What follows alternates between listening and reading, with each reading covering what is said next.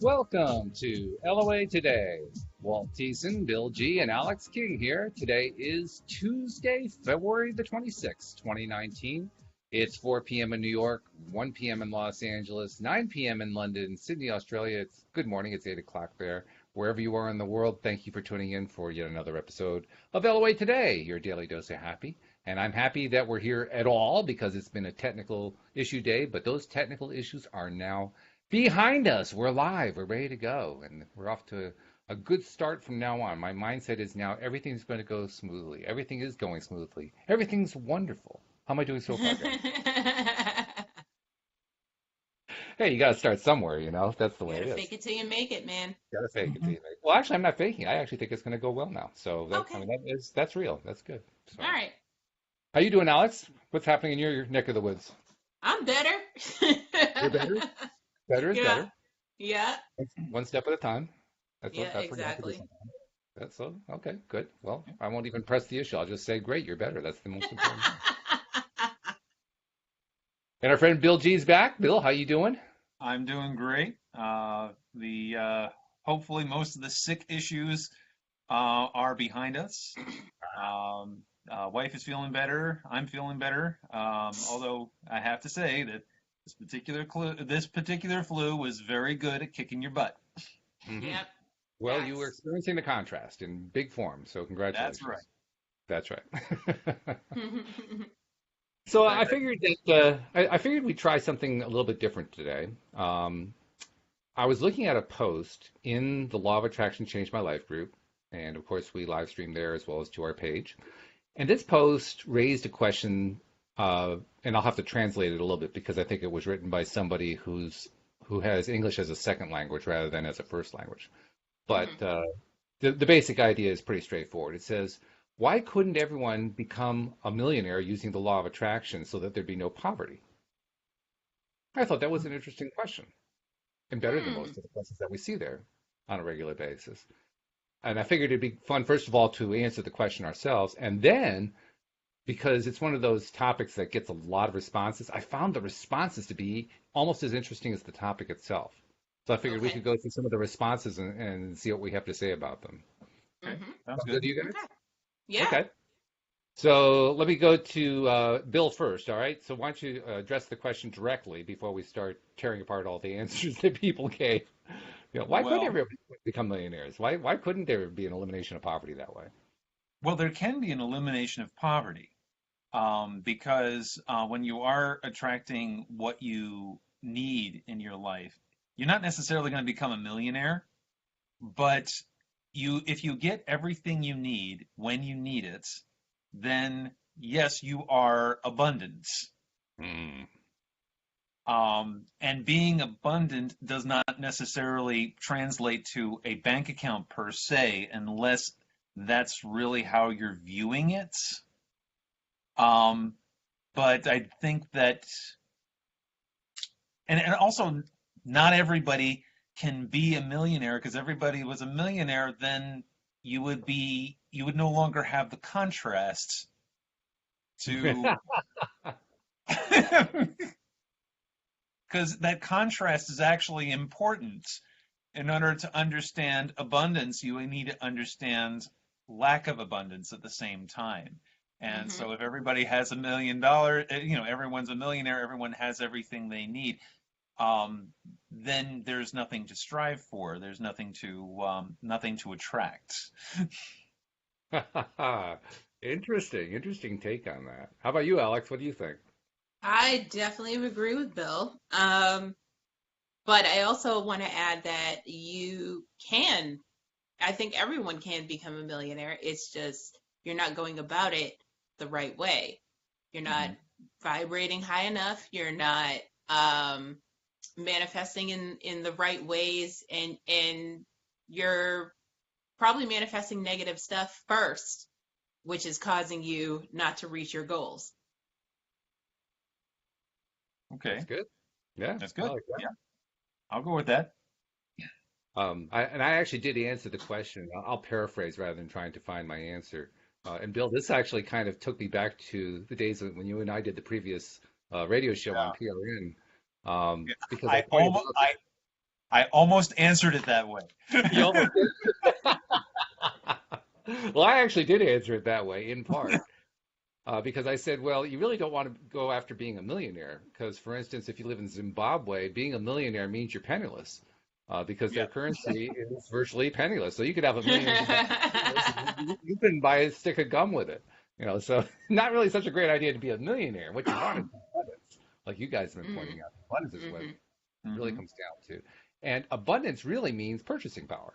It means the ability to acquire what it is that you want, whether through buying it or through simply attracting it and it comes into your life, however you do it. But the point is, you want that abundant mindset because that mindset is a mindset of everything that I want comes my way. It all works out the way I want it to work out, or it works out for the best, or however I want to think about it. But it is wealth is a mindset. In fact, somebody, and I want to go through some of these answers here because the answers were really interesting in many cases. One person said, "Well, why wouldn't it be better if we could just, redistribute the wealth?" And I instantly again went back to when we talked on the Yeah. previous radio show and said, well, you could do that, but the problem is you could take all of the wealth in the world, distribute it equally among everybody, and in about 5 years from now, we'd be right back to the distribution we have right now because the yeah. mindset would not have changed. That's the Right. Yeah. problem. You got to change the mindset. It's not the physical pieces of paper or the properties or whatever. It's the mindset. And So the actually, mindset. what's very telling about that is there's so many people who have won the lottery. Yes. People who are poor and win the lottery, they win like the Mega Millions, and within 2-3 years they're back to being poor again because they had no way of really managing the money, and or they just Hmm. blew it or whatever, or they as soon as they got that abundant money, they were so afraid of it, or it was just not that they weren't in that abundant mindset, and so it just went just away and it was gone. Yep. Yep. And That's what happens. and actually, a lot of times these people end up in a worse situation than they were even before they won the lottery because now they've got millions of dollars of debt on top of Hmm. not having, because they were living a lifestyle, they were where they were squandering it. They were digging themselves further because when you've got that kind of capital, everyone's willing to give you a loan. Hmm. Yes. Yes. Hello, Mr. Bankruptcy Judge is what you're talking Right. about. Which in and of itself is an interesting thing. I once had, for many years, I was a website developer, and I had a client who was an attorney in Virginia who dealt quite often with clients who were seeking bankruptcy. Hmm. And he Hmm. said, there's an amazing thing that happens where bankruptcy is concerned. There is a very small percentage of the population that repeatedly declares bankruptcy over and over and over and over and over again. They, Hmm. you know, they climb back, they acquire some wealth, they borrow to the hilt, and they go into the bankruptcy. And then they just keep doing it repeatedly. And Hmm. I think about that and I say to myself, what an interesting mindset that is. One that I certainly am glad I don't have. Right. Because I mean, talk about contrast, Bill. You were talking about contrast earlier. That person is living the contrast. Right. They're really in it. But oh yeah, I think there's such a thing as dipping your toe in the contrast. You don't really have to dive in above your head. You can experience it either way. It's up to you. Which way do you want to do it? um, I mean, there's arguments on both sides, I'm pretty sure. Anyway, I wanted to go through some of these. So the first person who posted, I'll just name them by first name, but Diane posted prayers for poverty, pray for the poor and the needy. I want to know what you guys think about that. I Well, think that's a good mindset to have. what are you praying for?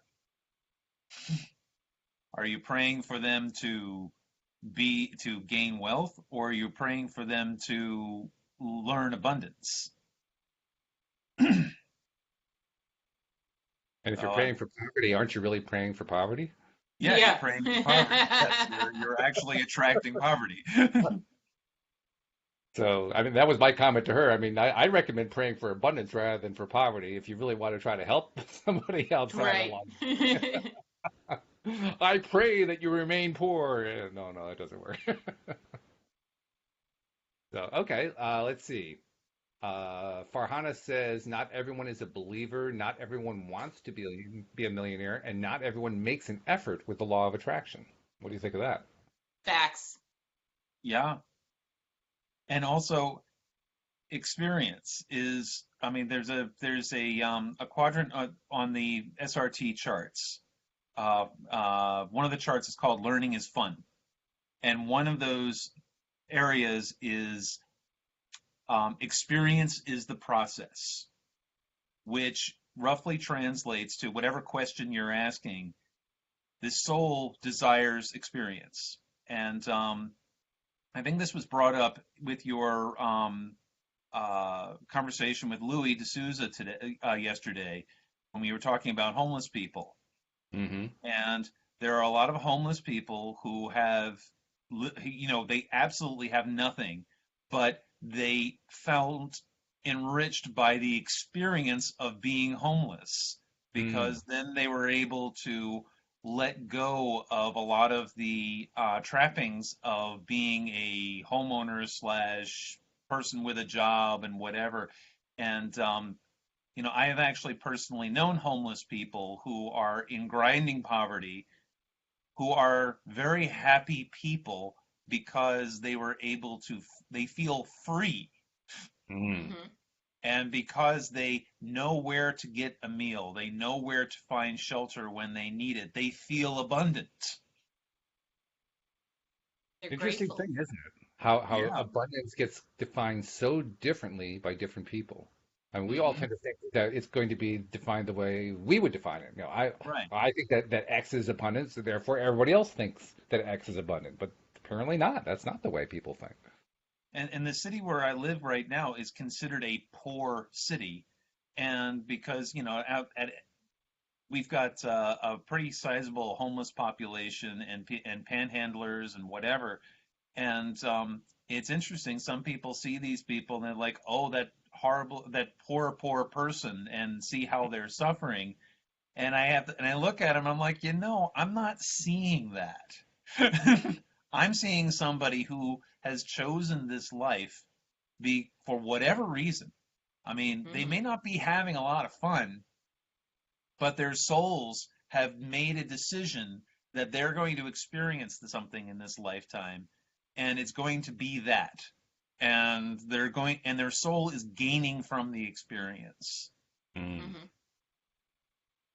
Yeah, interesting. There's a scene from a television show that comes to my mind, The West Wing. There was a scene where Toby Ziegler, who is one of the West Wing staffers, he's one of the speechwriters, uh, ends up trying to track down the family of a homeless vet who froze to death Hmm. on a park bench. And as he's exploring one of the homeless sections, where they hang out, he finds the guy's brother and a friend of the guy's brother. And he's talking to the friend, and he talks to him for a while and asks the friend, "Could you make sure that the guy is there for his brother's funeral because they're going to put on a funeral for him and so forth because he's a veteran. He deserves to be buried with honors and all this stuff." And then Toby tries to give him money, and the guy says he refuses to take the money. He says, "You won't have Yeah, enough money for the bus." Now, Toby right, Ziegler, could basically buy half the White House, but the guy's right. afraid he won't have enough money for the bus, which is, I mean, mindset. And it Yeah, beautifully illustrates what the mindset differences can be. They're very, Hmm. very different Hmm. mindsets. But the yeah. guy was much more concerned about, now, a fictional character, granted, but he was more concerned about the guy having money for the bus than taking the money that he himself might have been able to use. Well, Yeah. and Very also interesting. another concern that homeless people have is when people give them too much money, that they then become targets for muggings by other homeless people. Yep, Hmm. yep, So yep. That's true. they're not looking for you, when people are panhandling, they really are looking for change. They're looking for pocket change. They're not looking for somebody to hand them $100 bill because that's a target. Yeah. Hmm. Yeah, that makes sense. So let's see what else we have. Dan said in answer to the question, why could not everyone become a millionaire using the law of attraction so there'd be no poverty? He says, well, they could, but that's not everyone's path. We all have our own lessons to learn in different ways, which is what you were saying, Bill. Yes. That's it in a nutshell. And then Angeliki, I guess it is. Angeliki says, because we grow up with the belief that money is bad and not for us. Mm. Really? You're Well, not convinced, Alex, I can tell. I don't know what part of the world she's from, but if it I'm is gonna your belief, go with it. Yeah, everyone has their own belief, but if hashtag if, nah, son. if you believe that money is the root of evil, and I have a great example of this. My my mother-in-law a few years ago was had a falling out with her sister, and but they both owned a house together, and so she asked her sister to please buy her out of her house, so that way, she had money to retire and whatever. And her sister refused, and it became this drawn out legal battle. There were lawyers involved and lawsuits involved, and then at the end of the whole thing, she won the case, obviously, because it was her money. And when she got the money, she wanted no part of it, and she ended up giving it all away. Wow. And that was her retirement money. Wow. Um, but she didn't. The having the money to her had so much pain attached to it Hmm. that she couldn't in good consciousness hold on to it. How do you think that worked after the fact for her? Did she feel relief? Did she feel release? I don't know. She ended up living with me. She still lives with me. So um, what it turned her into was a dependent. um, but I don't know. She seems happier because of it. Hmm. She at least it doesn't give her any taxable income. But This is true. to be truthful, I really don't know. She's still trying to this day to reconcile with her sister, but her sister's just not having any of it. Mm. Um, so, so if in this particular case, money had a tremendous amount of negative energy attached to it, Mm. Yeah. and and she ended up giving it to my wife, and she gave it to my sister-in-law. And what we ended up doing with it was we just paid debt with it. And so Yeah. it was just gone. Hmm. Hmm. And then my sister-in-law used it to pay down her mortgage on a house that she ended up selling at a loss anyway. So the money ended up going away there too. I Oh find it God. fascinating that what you just described was a story of two different law of attraction manifestations. On the one hand, you Right. had one person manifesting peace by releasing money, and on the other hand, you had two people who manifested, a cash windfall to eliminate debt. Uh-huh. Both manifestations came true in the same story, Right. Hmm. which is pretty So cool. so if you believe that money is evil, even when you attract it, you're not going to want to hold on to it. Right. Right. Yeah, that's true. Yep. Okay, let's see. Now, there's a person who calls herself Darkest Lord, and Boy. her reason for why people couldn't become millionaires and eliminate poverty is because of the problem of their faith, and she doesn't really elaborate on that. But Daniel agrees with her, says, "Yep, you said it." What do you guys think? I think Well, she means that they don't believe in law of attraction. Okay. okay. I'll go with that, I guess. Um, but I think it comes back down to what we were saying before about it. It really is what kind of emotions are you attaching to the money? If you believe that the money is going to bring you happiness, and you really believe that it's going to that abundance is happiness, then yes, then you will attract it and there will be good energy attached to it. But if you believe it's wrong, or that how you're getting the money is wrong, and you're, somewhat dirtied by it or sullied by it for whatever reason, then it's only going to lower your vibration the more you have of it. I guess another good example is when I was much younger, I was a telemarketer, and I was very good at my job. And what I was selling was credit cards. Oh, Oh lovely. God, it was you. It was me. And my The truth comes out. my best customer is when I would get an elderly person on the line, Mm-mm. and they just wanted to talk to somebody because they were usually very lonely or whatever. Mhm. And so I would sell them more stuff that they didn't want at a price they couldn't afford. And I felt awful at the end of the day. I felt dirty at the end of the day. And eventually I just quit the job. And they were like, "Why are you leaving? You're doing great." And I'm like, Great is a relative word. yes. Mhm.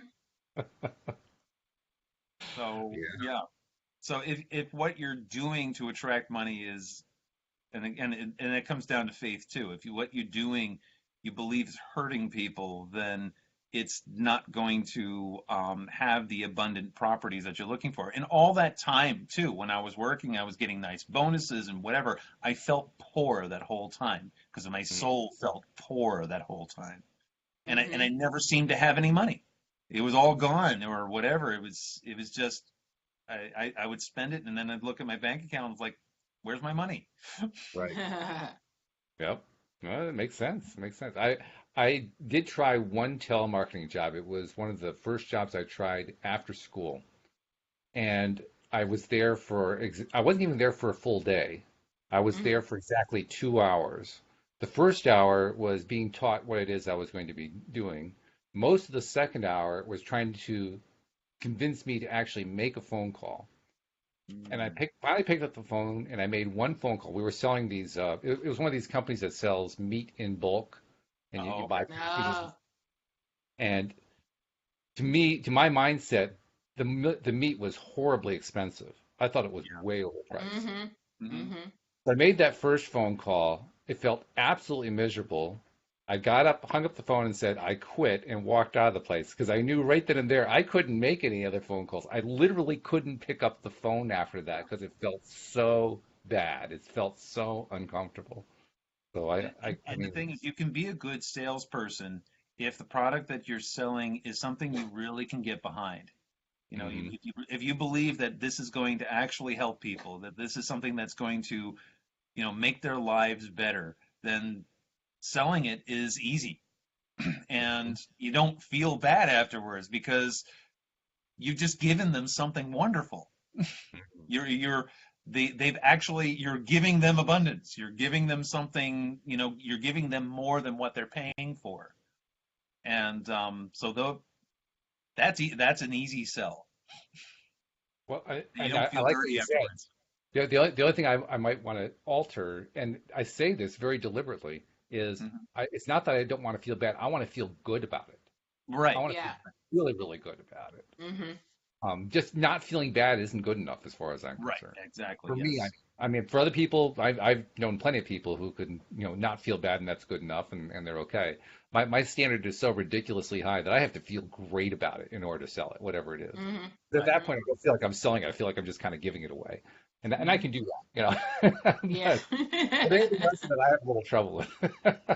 Not that I've not sold stuff before. I mean, I was in business for myself selling web designs for many years, and there were a few times where I put, price out for bid, and I would gulp when I did it because I knew that compared to the marketplace, it was a high price. I also knew what I was going to give them in return Hmm. for it was going to be well above Mhm. what the marketplace gave them. But nevertheless, there was that thing going on there, and that can be kind of a tough thing at times. But yeah, I'm with you, Bill. You got to feel good about it. You got to feel really Do good about Yeah. it.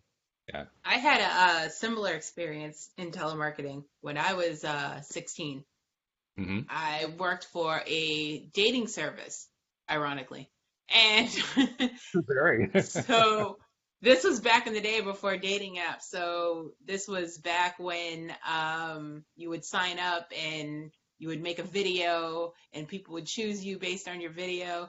So my Right. job was to call you at home during dinner and During remind dinner. you how single you were and Oh, how wow. much you needed us. And and you need to pay $79.95 for us to get you married.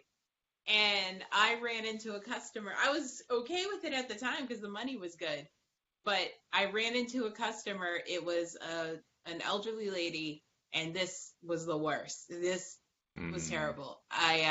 It was an elderly lady, and I ended up talking to her. Found out her husband was just buried that day, Oh and dear. I was like, oh, I was like, oh my god, I can't. And then my boss was like listening in on the call, and she was like, why aren't you selling? And I was like, are you serious right now? She's like, I'm This is so sorry. I just got back from my husband's funeral. And I was like, oh my God, I can't. So I never came back after that day. And she was like, "The iron's hot. The iron's hot." Yeah, exactly. Exactly. She's newly single. Get in there. So I couldn't do it. I was like, these people have no morals. I can't work with that. And that was at 16. I was like, no, I can't. it raises an interesting side topic here, and I won't go into the direction where this came up earlier for me today because it's one of those topics that takes us down rabbit holes, and I don't really want to go down a Hmm. rabbit hole. But I raised a question in a conversation today: whatever happened to integrity?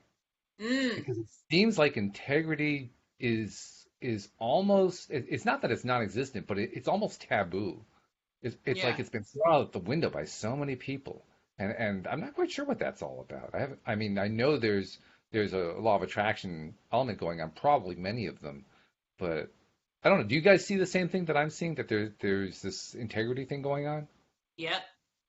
You I do? feel like everybody's trying too hard to be PC that they don't want to step on anyone's toes. So Mm-mm. they're just all about themselves and they're like, "Oh, you're an independent woman. You do your own thing and da da da da. I don't need to hold the door open for you." You know, things like little things like that build up. That was quite a Build long up. train there, all leading up to not holding the door for you. Like, whoa. When I teach my accounting class, I spend the entire semester in discussion groups talking about ethics because it's one area that doesn't get talked about enough. And Mhm. even when it is talked about, I am sometimes shocked at the responses that my students give me because it's usually not the direction where the discussion is supposed to be going. Mhm. And uh, I'm trying to remember the name of the author who wrote Liar's Poker and The Big Short. Oh, yes, I know who you mean. Michael, oh, what's his last name? Uh, I'm sorry, do you have the book on the ceiling? Is that where you were looking? yeah, that's what it is. It's a good book too. Liar's Poker is really interesting. Uh, We'll Google it for those of you who want to find out. he's the same guy who wrote the story about the football player. Yeah, Michael Lewis. Lewis, that's his name. Lewis. Michael Yes. Lewis. Yeah, but the thing is, when he wrote Liar's Poker, he meant it as an expose of Wall Street. But Right. but the students at Harvard Business School used it as a how-to guide. That's awful. And Uh, the thing is, I've heard him say, I've heard him do interviews, and he talked about this. He's like, that wasn't the intention of the book. The intention was to say how bad it was. But again, about the law of attraction here, he writes this book about how to cheat on Wall Street, Yeah, and it attracts people who want to cheat on Wall Street. duh. Exactly. Yeah. Integrity is a little bit of a slippery issue where the law of Mhm. attraction is concerned because it does have that moral side to it. And the Right. law of attraction really is not a moral principle at all. It has nothing to do with morality. It Oh, has to do No. with vibration. It has to do with like hmm attracts like. right. And as your illustration beautifully illustrated, the like in this particular case was a bunch of Harvard students who were willing to do anything in order to make a fortune on Wall Street. It's like, oh, cool. Here's the rule book. Here's how we do it. Yeah. Hmm. And this even brings us back to the using LOA to make $1 million. What is Mm, your intention here? Is your intention to make $1 million by taking it away from other people? Right. mm. Plenty Are of people do do that. you see the universe as a zero-sum game where you are going to, that by you becoming rich, that means ergo other people have to get poor? I mean, I Right. knew a guy who used to sell credit cards to people who didn't need credit cards, especially to the elderly. I Right.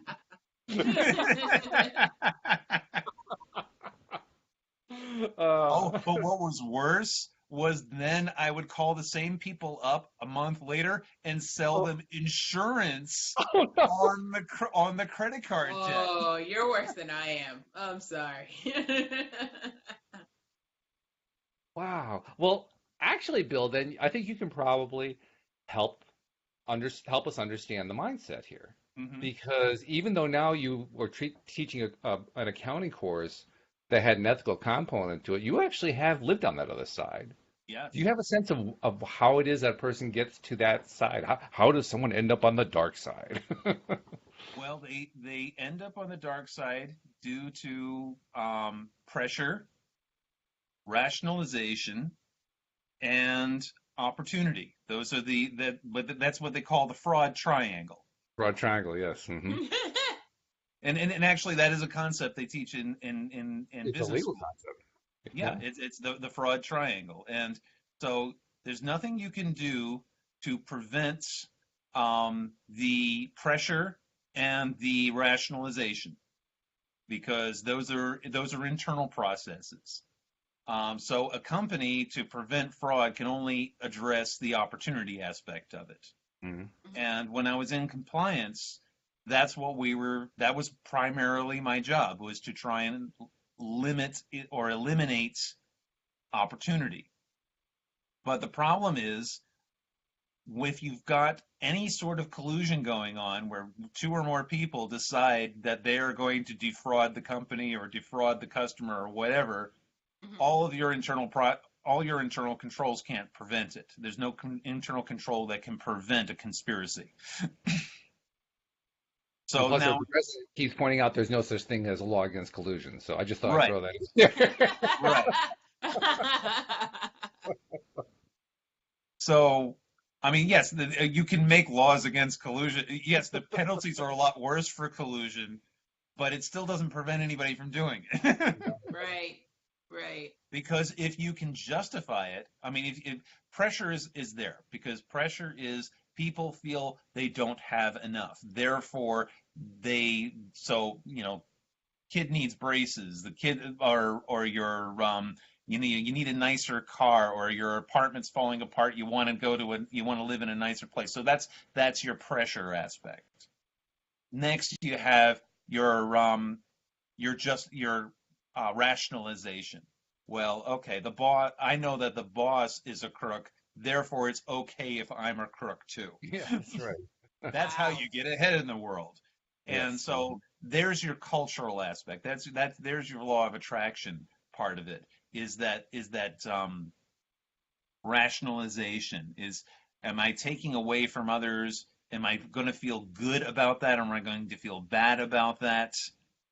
Um, is it okay for me to do something unethical or do something without integrity because other people are doing it, or that because I feel as though my need is more important than somebody else's need? Mm. Hmm. And um, and then at that point, if you've already gotten to the point where you have accepted the pressure and you have accepted the rationalization, and now you're just looking for an opportunity, there isn't a internal control system alive that can prevent the determined person who has already made those decisions from committing fraud. You can't prevent it. So then as a compliance person, then your thing is, how do we catch them? Yeah, right. Yeah. And then you And, become a cop. yeah, exactly. And this is actually a good real world illustration of why it is you can't attract for somebody else. Right. You can Mhm. influence them, but you can't attract for them. Right. And perfect Yeah. example right here. Um, I was looking at the word consequence yesterday. Hmm. And the reason I looked at that is consequence has a relatively negative piece of baggage attached to it. So when we talk about consequences, we think about them as being negative consequences. In Mhm. actual reality, when you look at the root, where the word comes from in Latin and so forth, divide it into two pieces. The second piece is sequence. Well, we know what a sequence is. It's just one thing following another. Yeah. And the con part, when you look at the Latin derivative, it means together or with. So with the sequence or together with the sequence. It Hmm. doesn't have a negative component per se. It's just it's what follows. In other words, that's what a consequence is. A consequence is simply what follows. Mhm. And when I look at things like integrity, by the way, this is how I resolved the whole integrity question for myself earlier on when I was looking at it. Um, what I realized is that where the law of attraction is concerned and where attracting and manifesting is concerned, no matter what our mindset is, first of all, we're in that mindset because we think that it's going to make us happier. We think Right. that we're going to feel better, regardless of whether we're committing fraud or giving gifts away. Either way, we think that we're going to be happier when we do that. But there's also the second set that because of this cultural landscape that we live within, even if it's all illusion, and I think we deliberate creators agree this is all illusion. Nevertheless, we live with this illusion and we work with this illusion, or these Hmm. illusions, I should say. And within the realm of those illusions, there are actions and there are consequences. That one just kind of tends to follow the other. So, you can have somebody, for instance, who will decide that integrity isn't all that important to them, and they'll just follow the path to Wall Street to play liar's poker, and Hmm. hey, Mhm. I'm making my millions this way. But an Yeah. interesting thing happens along the way. Consequences follow. They Yep. Yes. always follow, and they follow in ways that we often don't see in advance. Particularly Mhm. when we make a decision to go take advantage of somebody else, we think, oh well, I'll just get away with it. Yeah. Except that's not what happens. Regardless of whether you get caught per se, you Hmm. still never actually get away with it. In Right. one way or another, your actions come back to you because of the law of attraction. Right. And you begin to see the other parts of it, the other sides of it, the other pieces to it, the ones that you weren't seeing the first time around. Right. So while I found it an interesting question about integrity, what I realized ultimately it didn't matter. Hmm. Mm. It ultimately doesn't really matter because what ultimately happens, and I mean, we can all think of, I can certainly think of one particular individual in society who's experiencing it right now. Uh, Ultimately, it all comes back to you one way or another. Yeah. What you put out is what you come back. It's what comes back to you, and you do it. You put it out through your thought process. Put it out through your thought process combined with actions. Put it out there in a lot of different ways. That's what we all do when we're living in this world of contrast. Invariably, it always comes back to us. Like attracts like. Vibration attracts vibration. It's just Mhm. it really is that. I mean, Abraham is right. It's truly the law of attraction is truly a fair friend in every way. Yes. Mhm. Even though it doesn't seem like it is at times, it always is, which is an interesting thing. Mhm. So let's see, what else do we have here for some interesting responses that people gave? Okay, here's a good one from Tiffany. Now, again, the question here was why could not everyone become a millionaire using the law of attraction so there'd be no poverty? Tiffany replied, because there are karmic reasons that dictate our life's experiences. And due to the karma at play, the laws of attraction do not quite work in the literal way that you are thinking. Yeah. Ooh, interesting. Yeah. Talk about that. That's Yeah, we touched on that when we were talking about how your soul has certain experiences that it came into this lifetime to experience, and and on top of that, what I often tell my clients, especially when I'm talking to them about horrific experiences where they had when they were children, Mm, is that we work under the belief, under the system, the understanding that we come into this lifetime with a certain set of experiences we want to experience. And to do that, we make deals with the other souls in our lives, our parents in particular. So we pick our parents, we pick our siblings, we pick our friends, and we do this all before we're born. Yep. And so, I was meeting with a client recently, and she was like, "Well, my father sexually abused me. Did I choose that?" And I said, yes, you did choose that because you needed to learn something from that experience. And she looked at me like I had 5 heads and whatever. So, we pulled out the charts again. Well, you do have 5 heads. You haven't looked in the mirror lately, have you? Yeah. No. So, we pull out the charts and we allow high self to tell us what those lessons are. And so, what was the lesson here? So we learned what the lesson was. And I said, "Does this make sense to you?" And she was there with tears running down her eyes, and she was like, "Oh my God, that's exactly it. That's Wow. what I needed to learn." And so we cleared it, and there it is, and it was done at that point.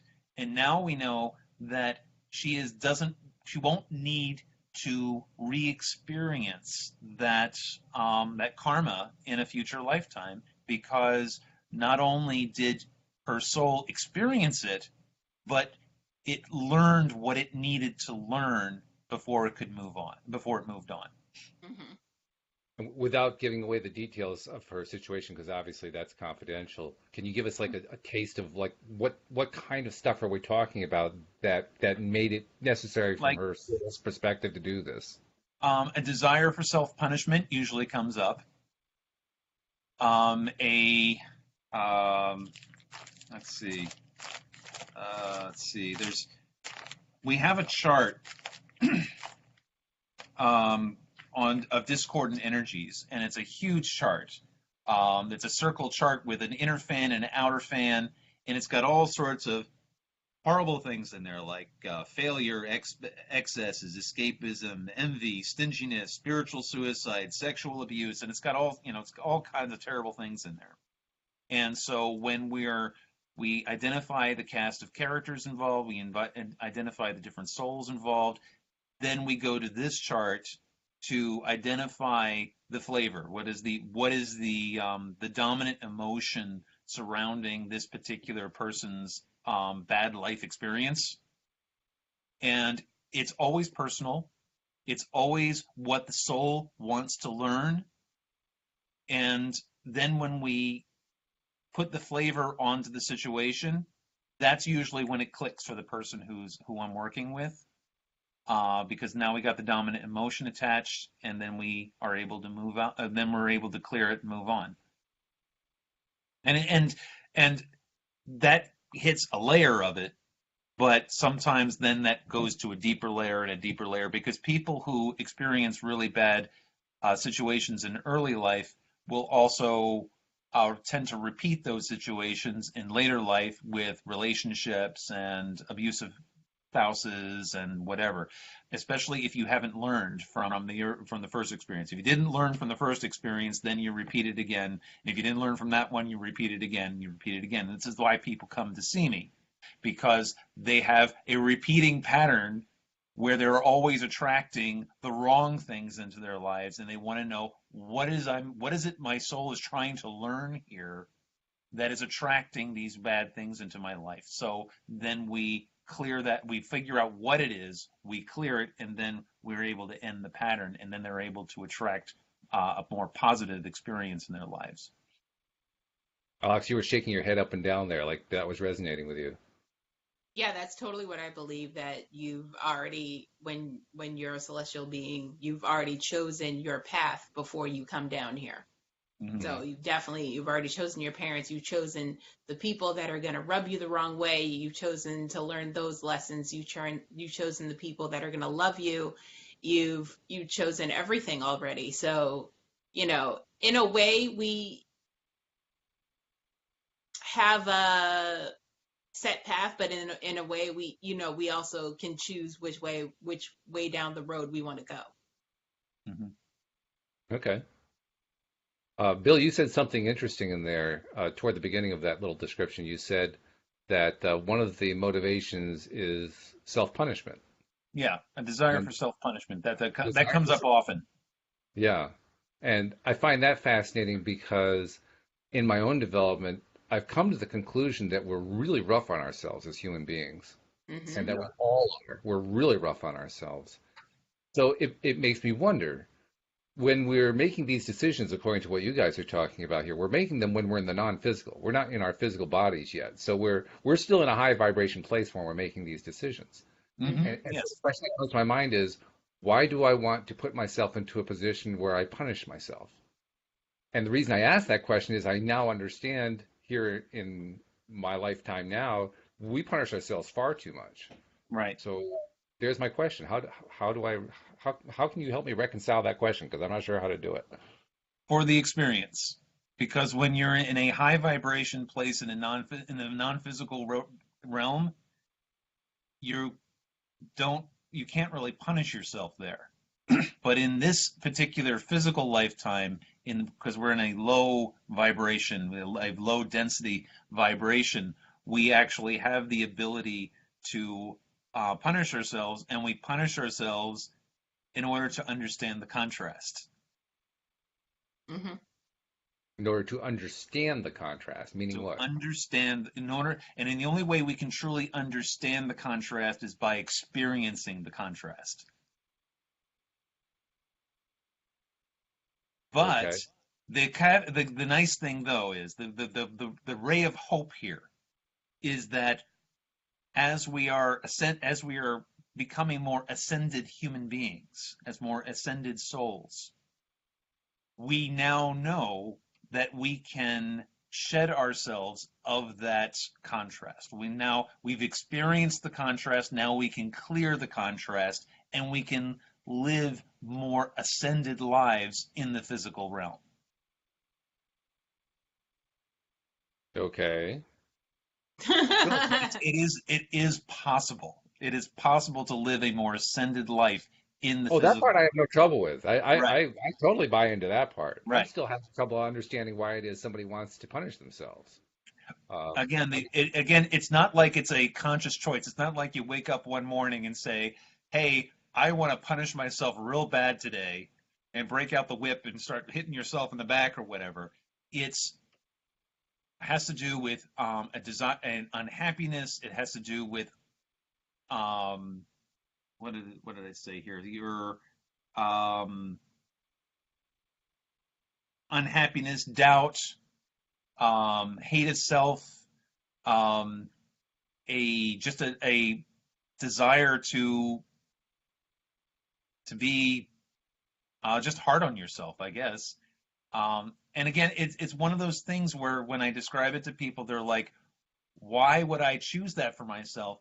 And the reason is your soul wanted to experience it. And if your And soul wanted to we're, experience, we're coming in close to where it is that I'm stumbling on this. yeah, Hmm. Because if I'm in a non-physical place, yeah, a high vibration place by definition, because everything we know right, right, about says that when you're non-physical, you're in a high vibration place. You're feeling good. You're feeling right, great. Hmm.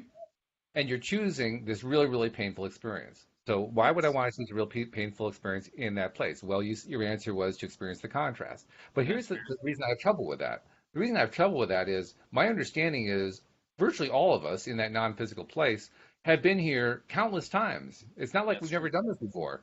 We've Hmm. been through this a few times. So we have a pretty good idea that when you get here, there's plenty of contrast. Did we just forget? Did we have like this huge mindless experience of like, wow, I can't remember that I had all this contrast and it all affected me in this big way? No, no, no. I got actually dive deeper off at the deep end in order to experience even more contrast than I did before. Like, Right. really? Well, I mean, again, it's funny because uh, if you've ever done any kind of improvisational workshops, like acting, or you get up on stage and you acting out a scene. I have not, And but I'm aware of the okay, concept. Yeah. so when you're acting out an improvisational scene, the more interesting scenes are the ones where you can really up the stakes. You Hmm. know, what actors call the yes and.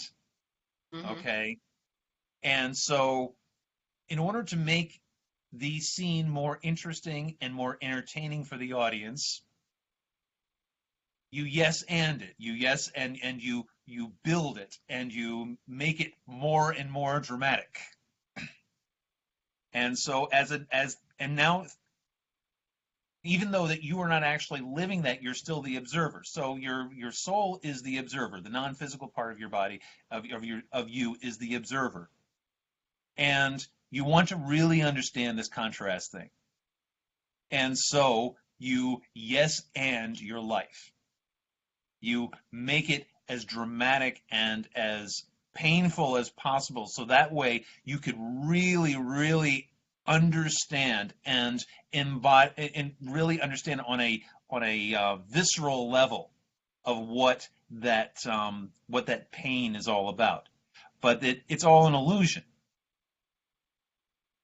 And so, through the work that I do and through the work that, through law of attraction and whatever, you start to shed that illusion. And you're like, oh, wait a second, I don't really need to experience that anymore. I've been there, done that. I got the T-shirt. I'm okay. The T-shirt is ripped down the back, but nevertheless. Right. And so I learned my lesson. I'm good to go. And now I'm going to move on. It sounds like a very beautifully laid out justification for dysfunction. I mean, it's beautifully expressed. It really is. The thing it is your own dysfunction, and we own our dysfunction. And the thing is, you got to own, and that was what a lot of the other life coaches say too. You got to own your own dysfunction before you can shed it, before you can get rid of it. You own who you are and with all of your faults and whatever, and then at that point once you understand yourself, then you can let all that go. Yeah, it still seems a little bit batty to me, but There's a lot of things that go over Walt's head. Over, around, through, it's just, it's an amazing thing. My head just doesn't wrap around certain things, and that's apparently not one of them. I've played out in my mind this scenario of in the non-physical realm. And, right. Well, actually, let me take you just gave a nice description, a nice analogy of the actor who plays it out. Yes and. Interesting thing that goes along with this. Actors do like playing those parts the most. Right. And the reason that they give for it is, they don't say it this way, but what it amounts to is they can play the role out without the consequences that come with it. Right. They can be Adolf Hitler without suffering what Adolf Hitler suffered. Right. But here's the interesting thing that makes that not true. Mm-hmm. There are so many actors who play really, really nasty roles who often die from stuff very similar to the thing they played in the roles. Right. I mentioned the TV series The West Wing. Mm-hmm. John Spencer, who played Leo McGarry, who played the chief of staff in the television show, in one of the later series, has a heart attack. His character has a heart attack at Camp David, and they don't discover him for like 24 hours or 36 hours or something like that. John Spencer himself died of a heart attack months later. So here's a case of an actor who was playing this really horrific part, thinking that there are no actual consequences that come from it, and he gets consequences that come from it. Yeah. And actually, my twin, I have an identical twin brother who was an actor. Oh, really? And he played. He was telling me once about a role that he had to play, a very dramatic role. What was it? Inherit the Wind. He was playing. The main prosecutor in Inherit the Wind. Okay. And so that role took a lot out of him because first of all, the character's beliefs were very contrary to his own. They were there, and then on top of that, he played the role so well that he actually was feeling physically ill afterwards, because that Well, character too dies of a heart attack at the end of at the end of the play. Yeah. And so, and yes, actors do sometimes suffer the consequences of whatever role that they're playing, so which is why it's so important for actors to maintain that observer distance even when they're playing a role. And experienced actors know this. Oh yeah. Well, the experience you can tell on the interviews, the Right. experienced actors are constantly talking about it's the same theme over and over again. How close knit the cast was, how well right, everybody yeah. got along. They were having so much fun on the set. Well, Right. over and over and over again, you can just tell that's their defense mechanism. That's how Right. they're using that as a way to to contrast what it is they're Right. actually playing in the drama, and Right. they're offsetting it in that way. Hmm. Um, I guess the one way I can kind of come to terms with this concept as you're laying it out, and I've heard this before, so it's not Okay. totally unfamiliar to me, but the one way I can kind of make sense out of it, it's like somebody who likes to go to the horror films, but they Yeah. don't actually believe what they see in the horror film. Hmm. Right. It's not like they actually fear that's going to happen in their lives. They just go because it's fun to be scared by the horror film. But they walk Mhm. out of the movie, and if they're interviewed, they're saying, "No, I don't really think Jaws is going to, take a bite out of my leg." Uh, So they just dismiss that part of it. They just think that it's so fun and so exciting. Their emotions are so elevated and so forth. And if I look at it that way, I guess I can kind of get that. yeah. That would Yeah, but sort then of what become about the other people who are going to see the movie and now they're never swimming again in the ocean again?